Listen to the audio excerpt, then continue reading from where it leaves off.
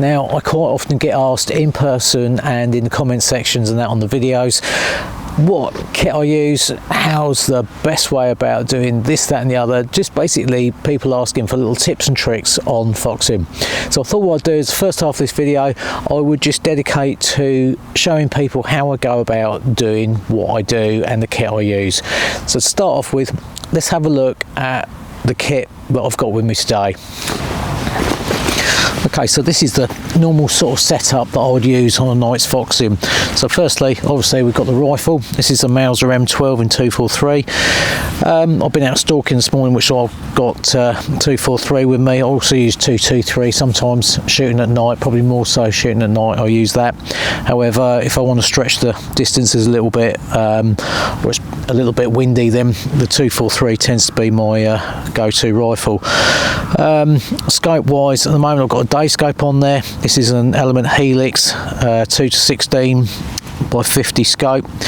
Very good scope, allows me to shoot a little bit further if I want to. I've also got a Hick Micro Stella 3 there, thermal scope, and I've got on both of these, I've got the Sports Match quick release mounts, so that allows me to have the best of both worlds, no messing around with front rear add-ons or anything that might compromise my ability to shoot day or night. I can quickly swap those over with no loss of zero. I also like to use a set of sticks, or a tripod actually in this case. This is the Recon CT1 tripod from Scott Country. Great bit of kit those, I really like them. They're a lot lighter than what they look. You can carry them around. I use them for my foxing and stalking. I've also got a bipod on the rifle there, because a lot of the ground that I shoot is sort of quite open hills and stuff, so it gives me the option I can go prone quickly in that with those. And it's also quite handy just to open up to, if you want to stick your rifle down on the floor to do whatever. Spotter wise, I've got the Hick Habrox there, Hick Micro Habrox, really good bit of kit. Those are the HQ 35Ls. I find that they're very, very sharp, good, yeah, nice, comfortable on the eyes with the, rather than a binocular. I prefer the binocular style thermals. You've also got the day optics and that on there, and yeah, I just find they're really good. Built-in laser rangefinder as well, which is very useful at night. I've got a Fox Pro Prowler electronic cooler there, which we'll talk a bit more about in a bit, but that's a very useful bit of kit. And head torch, always handy when you're looking for shot game or just loading a rifle or whatever. A couple of spare batteries for the thermal scope or the Habrox, spare ammunition, and also a pocket knife, which is always handy to have. So let's have a quick look and see how we put this kit to use. Yes. So I'm down on a fairly typical kind of field for this area on this farm. It's a little maize stubble field. Now there's a wood down the bottom corner here. There's also a wood up on the corner behind me, and the ground sort of ramps up a little bit to my right here, and there's a lane just in front of me. There's also, just to my left down there, there's a little small field adjacent to this one which has got sheep in it. Now, sheep and other livestock always seems to be a good draw for foxes. Foxes always seem to be drawn to areas where livestock are. They like to dig around in that, in the cow pats and what have you, for insects. So again, if you've got livestock, it's always an area worth checking. Now, a lot of the time when I'm out and about at night, I'll simply just wander around the grounds and spot with the thermal. The thermal's a brilliant advantage. It's a massive game changer. And I can walk around with that, and I can pick foxes out, and then invariably what I tend to do is just walk straight out to them and see if I can get a shot. If there isn't anything much about, then my next plan of attack is to try calling. Now, calling is very much a it's not a dead cert by any means. You can call a fox, and one day that same fox might completely ignore that call and not be interested in the slightest. The next night that same fox can come tearing in like a steam train. I don't know what the science is behind it, or maybe just that fox just isn't hungry, it's just not interested, I don't know. But yeah, there's no exact science when it comes to calling. Now, there's different methods you can use for calling. I tend to use just a hand squeak, so I'll squeak just off the palm of my hand, what I tend to do personally, people do it all different ways, whatever suits you, whatever works for you, but I tend to find that just using this crease in my hand just here, and then just kind of puckering your lips and just doing a sort of kind of thing on the palm of your hand to amplify it. So you would kind of go like that to imitate a rabbit in distress. It takes a bit of practice, but if you can get the hang of it, that's probably one of the best calls you can use. Some people do it off the back of their hand, just off a finger, or I quite often as well, if a fox is in close, if I've spotted one and I want to just draw it in a little bit, I'll literally just use my lips and just kind of, and I can be on the rifle ready and do that. I don't need to have one of my hands off the gun to squeak it in. That usually works quite well when you've just got one that's just maybe in a bit of cover or something and you've spotted it and you just want to draw it in that little bit closer, then those little lip squeaks work really well. If it's a bit further away, then I might squeak off the palm of my hand, and so it carries a bit further, and try and pull them in. You can also buy different mouth coolers. There's Best Fox Cooler, I think it is, or the Fox Cooler. There's quite a few variations of the same one, but it's one that particularly works well, and that's like a black lollipop style stick with a reed in the middle. That's a good one. There's the Wham Cool's another good one. There's several different coolers. It's just a case of trying one that works for you. But as I say, the little black lollipop style ones, they seem to work pretty well if you're not sort of proficient at using your lip squeaks or cooling off your hand. The other thing you can use is an electronic cooler, which again is a good bit of kit. As you've seen, I've got the Fox Pro Prowler with me. Now, the big advantage to using an electronic cooler is you can place that cooler out in the field, set it going, and the fox is drawn to the cooler. It's not coming straight into you. When you're squeaking a fox, that fox is coming directly at you and it's looking at you. So anything you do, any movement you make, they're all things that might potentially give you away. So if you can call the fox to another area, if you like, then you can be on that, and it just gives you that little bit of freedom where you can kind of pick the fox up and take the shot when you're comfortable and not have to worry about the movement and that you're making quite so much. Another good thing with electronic cooler is that you can replicate sounds like other foxes. Pheasant distress is a popular one that I like to use on the Fox Cooler there. Things like that. Noises that you couldn't just make by squeaking off your hand or whatever. So it just gives you that bit more variation. Another thing to think about as well when you're choosing which call to use is what you've got in that area. By that I mean, if you haven't got any rabbits and you're using a rabbit distress call, then is a fox going to really know what that sound is? Is it going to be drawn to that? If you've got a game shoot and you're using pheasant distress or something like that, then there's a good chance that fox is going to come into that cooler. So kind of picking what you're using and what's on the ground that you've got, kind of matching those calls to it is a good thing to do. Also, bear in mind the time of the year.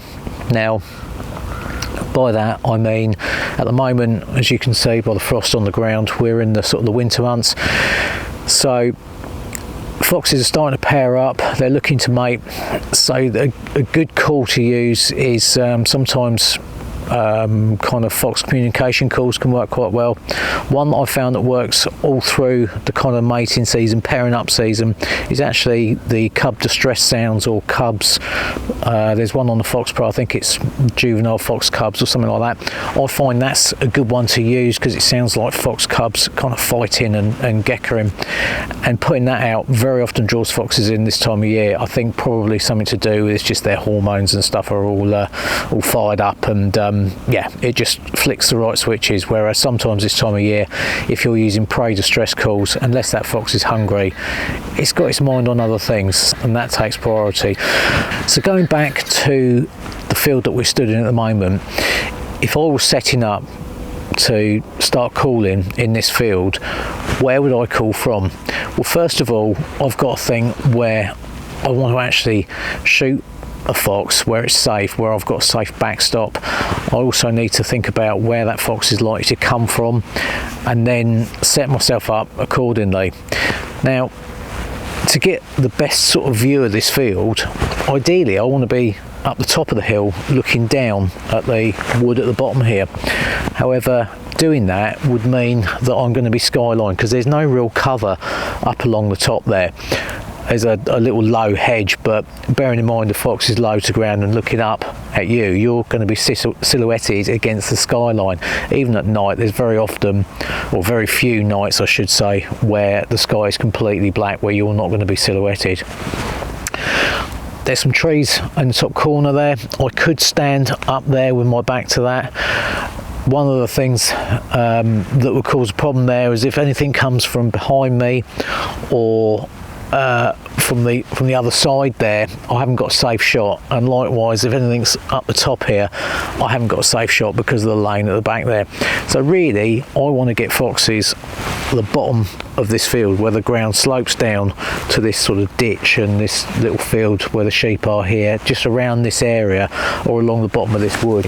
So bearing in mind backstops, where a fox is likely to come from, and an area that's going to give me the best view of this bit of ground, I'm going to go up into the corner with my back to the road.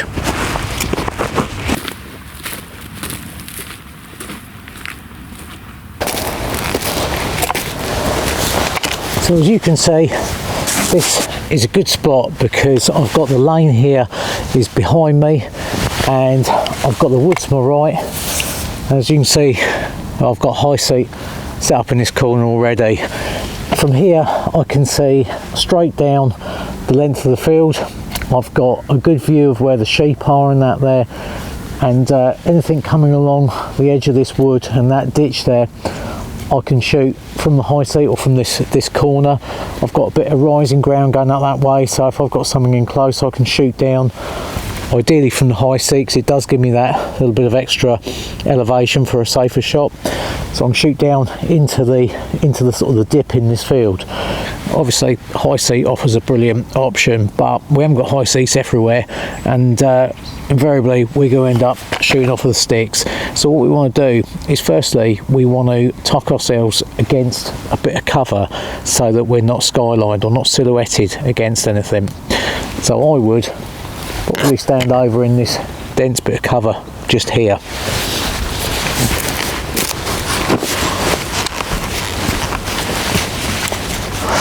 So the first thing that I want to do is get my tripod nice and level. I'll set my rifle up, looking into this kind of corner, because I'm expecting a fox to come from the wood on the right there. I've got the lane to the left, but that's not a problem, because what I should do is I'll put the cooler out in the middle of the field there, probably about sort of 70 or 80 yards away. With that cooling, what will happen is there is a field behind me here, so there's a possibility a fox might come through just next to me here. If it does, I'm just going to stand still, and if I'm tucked back into this cover enough, hopefully that's not going to see me and it'll be just drawn out into the field where I might be able to turn and then get a shot on that.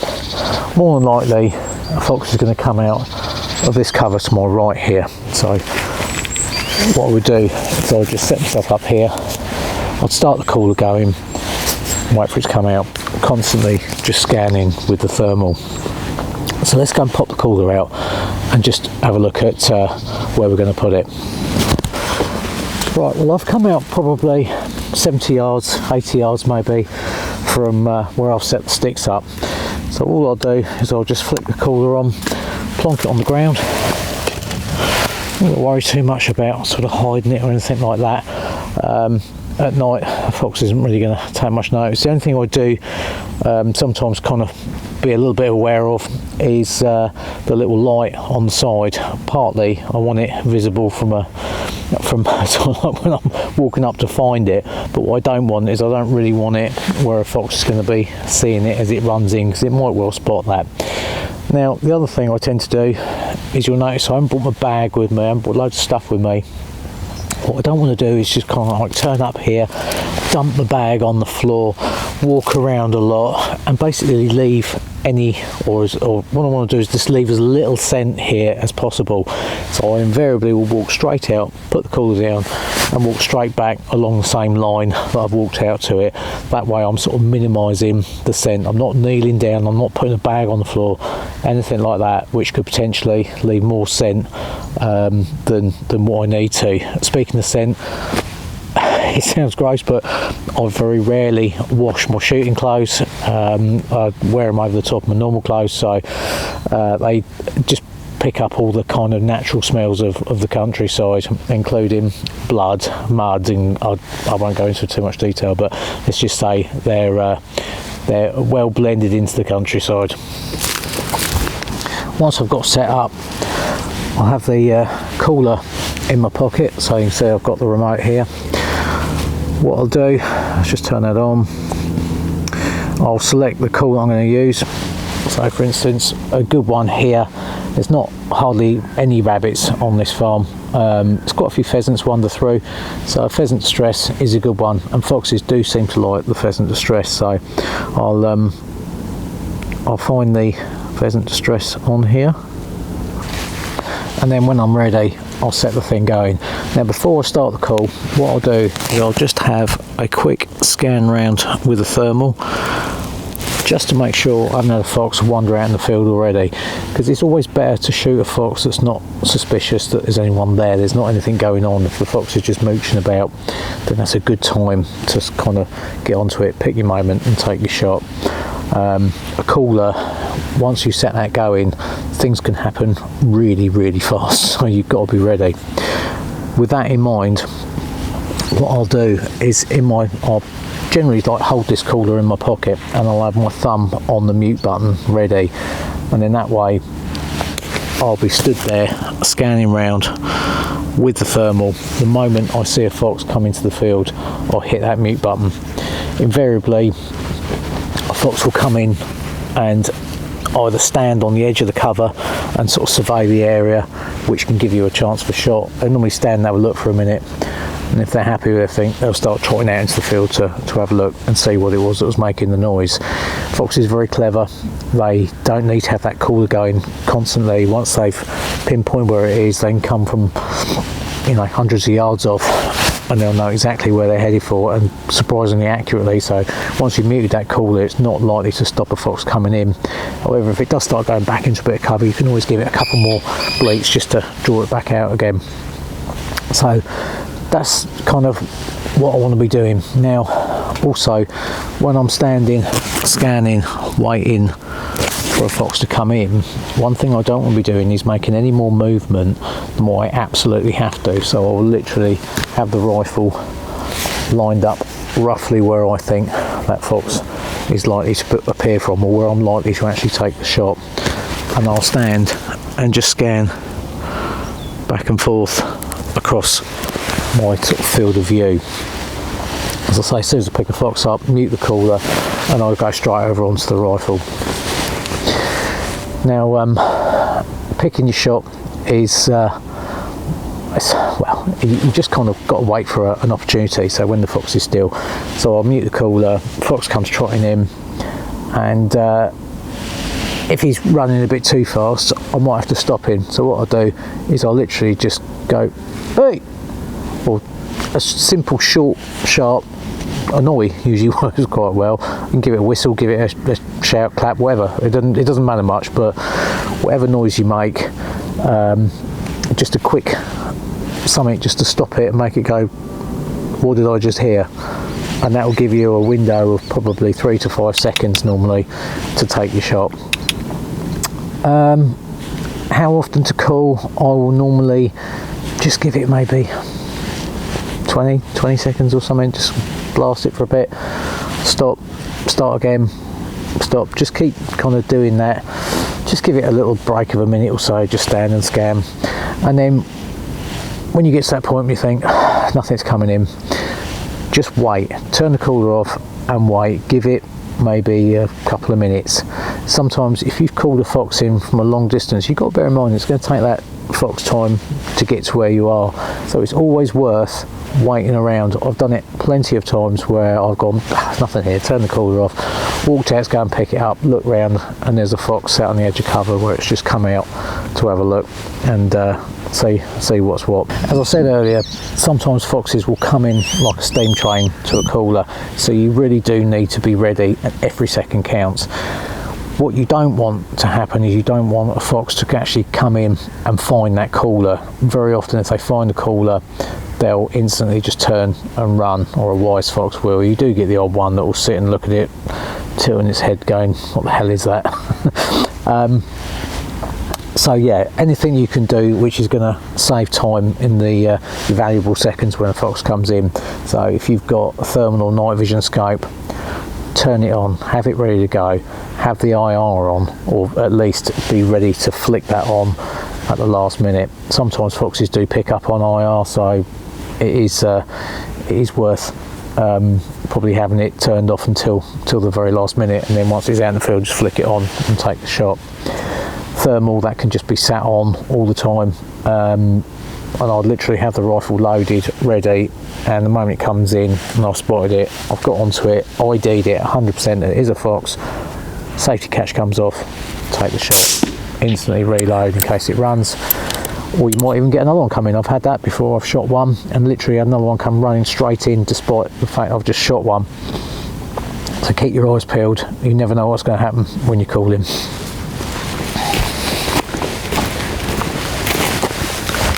And lastly, don't forget to pick your cooler up on the way home, otherwise you'll be coming back out at silly o'clock in the morning to go and find your cooler before the farmer ploughs it into the ground.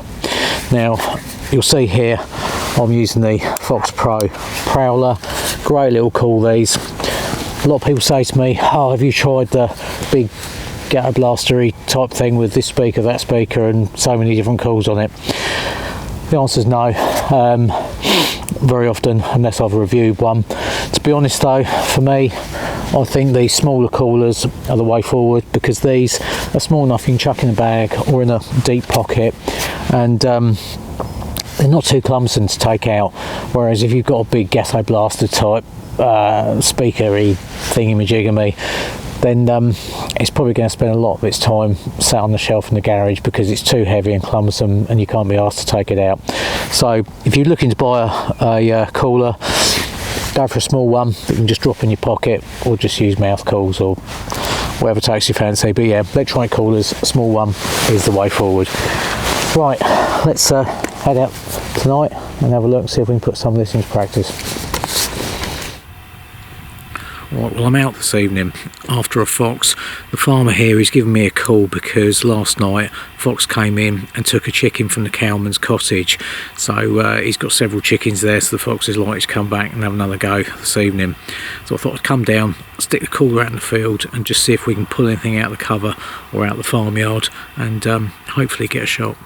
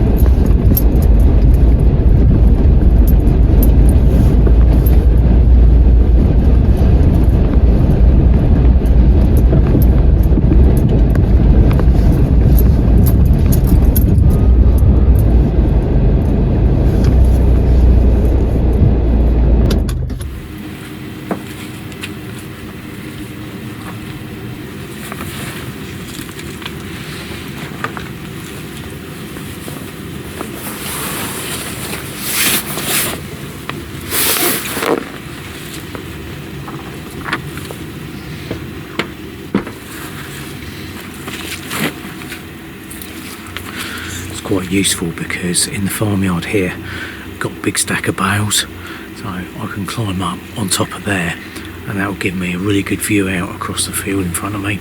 So I've got the cooler out just on the side of the driveway there. I'll get up there, fire the cooler up and see if we can pull something out.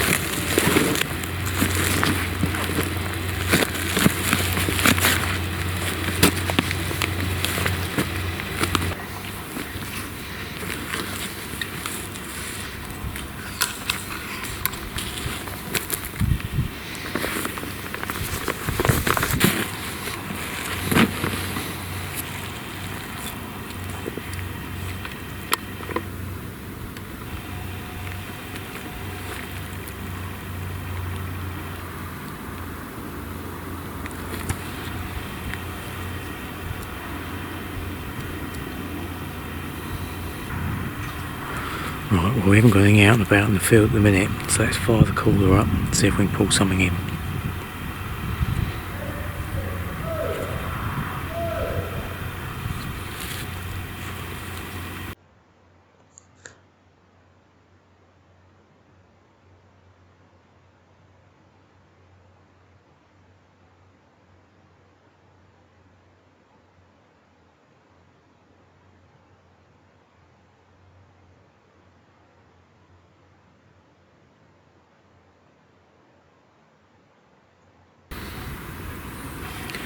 So although I've got the lights from the farmyard behind me, they're very, very bright, and I think if you're out in that field looking straight into that, then you're going to struggle to see anything much. Plus also we've got these trees and that around these bales which help just to sort of give me that little bit of extra cover.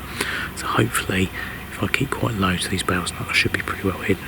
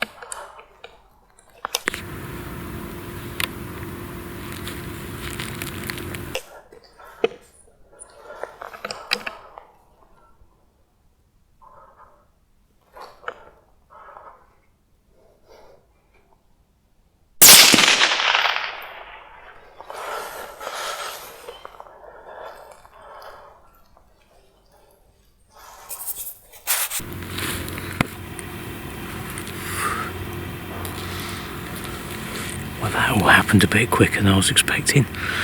So, as it happens, we had a fox came out of the cowman's cottage garden and just wandered out across that field, and he was looking. He knew that that cooler was there and he was looking for it. I already muted the cooler as soon as I saw him through the tree just down in the corner here. And yeah, he just walked out into the field, just nice, probably about 100 metres. And not a straightforward shot, real textbook sort of thing. Fox didn't have a clue that I was up here, just looking out the field directly at the cooler. So it just goes back to what we were saying earlier about drawing foxes out to a different area and they're not looking directly at you. So I was quite sort of well hidden up here, and he wasn't even looking this way, he was looking out into the field. So hopefully that was the fox that's been causing the problem with the chickens and that in the yard there. Don't get very many foxes on here, so I'm pretty confident that will be the one. So we'll go down and have a little look.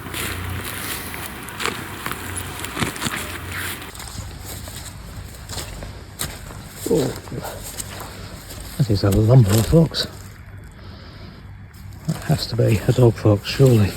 That size. Yeah, he's a big old dog fox. Yeah, he came into the cooler, which is just on the fence, on these posts, just over there. Should have been straight through the chest, yep, right there, and straight out the other side. One very clean and straightforward fox. Well, there we go. That's how we like it to pan out. Literally out probably 20 minutes total. Fox down, job done. So very happy with that. Anyway, I hope you've enjoyed the episode. Thanks for watching, and don't forget, please do subscribe.